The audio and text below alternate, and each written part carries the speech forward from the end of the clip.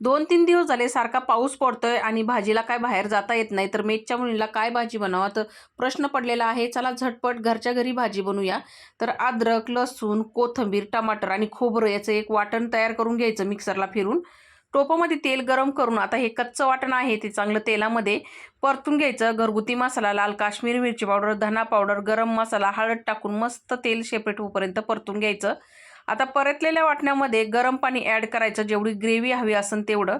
आता हे अंड्याचं कालवण मी 2च मुलींसाठी बनवलेलं आहे, तेवढीच ग्रेव्ही केलेली आहे. तर उकळी काढून त्याच्यामध्ये मीठ टाकलं आणि आता याच्यामध्ये आपल्याला टाकायचे आहे अंडे फोडून. तर मी इथे 4-5 अंडे फोडून टाकलेले आहेत. आता अंडे फोडून टाकल्यानंतर त्याच्यावरती झाकण द्यायचं आणि चांगली वाफ काढून घ्यायची.